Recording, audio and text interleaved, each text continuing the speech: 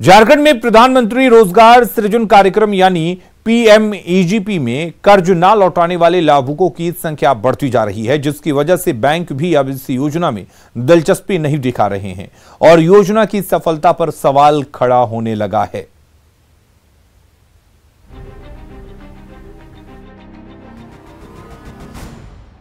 स्वरोजगार को बढ़ावा देने के लिए सरकार ने प्रधानमंत्री रोजगार सृजन कार्यक्रम यानी पीएमईजीपी शुरू किया। सरकार का उद्देश्य 25 से 35% तक की सब्सिडी पर 25 लाख रुपए तक का लोन देकर युवाओं को अपने पैरों पर खड़े करना था।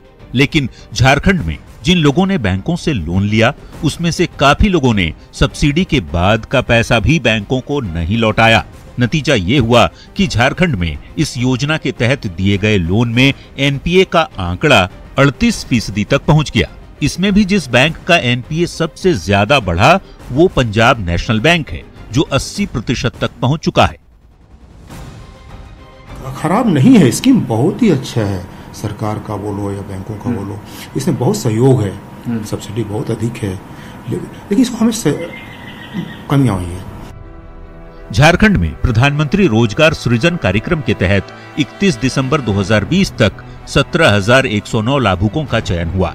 अगर अलग अलग बैंकों के लाभुक और एनपीए के प्रतिशत पर नजर डालें तो पता चलता है कि पंजाब नेशनल बैंक ने 3,526 लोगों को लोन दिया, जिस राशि का 80.48% एनपीए हो गया। दूसरे नंबर पर सेंट्रल बैंक ऑफ इंडिया है। 758 लोगों को लाभ मिला, जिसमें एनपीए का आंकड़ा 63.01% पहुंच गया। इस योजना के तहत राज्य में यूनियन बैंक ऑफ इंडिया के 651 लाभुक हैं और एनपीए का आंकड़ा 48.84% है। यही हाल यूको बैंक का भी है। पीएमईजीपी के तहत 386 लोगों का चयन कर लोन दिया गया, जिस राशि में एनपीए का आंकड़ा 44.98% पहुंच गया। इंडियन बैंक की भी यही स्थिति है। 1146 लोगों ने लाभ लिया, उसमें से एनपीए का आंकड़ा 39.64% तक पहुंच गया। वैसे ही बैंक ऑफ इंडिया से 4,812 लोगों ने लाभ लिया, लेकिन 30% से ज्यादा लोगों ने लोन की रकम नहीं लौटाई। प्रधानमंत्री रोजगार सृजन कार्यक्रम के तहत स्टेट बैंक ऑफ इंडिया के राज्य में 3,271 लाभुक हैं, जिसमें एनपीए का आंकड़ा 27.93% है। एसएलबीसी के उप प्रबंधक का कहना है कि ऐसा लोन लेने वालों में जागरूकता की कमी की वजह से होता है कि लोगों ने जो लिया प्रपोजल, जो किया है, जिसको फाइनेंस किया है, वो कर नहीं पाया काम। पहले तो उनको जो आए उसी में हम लोगों ने बैंकिंग ने किया, वो अपना कुछ जैसे ट्रेनिंग भी उनको सही मिलना चाहिए था। चौंकाने वाली बात यह है कि बड़े शहरों में लोन लेने वाले लाभुक एनपीए की सूची में सबसे ऊपर हैं, उसमें भी रांची पहले स्थान पर है। रांची में एनपीए का आंकड़ा 62.48% है। गढ़वा में एनपीए का आंकड़ा 50.55% है।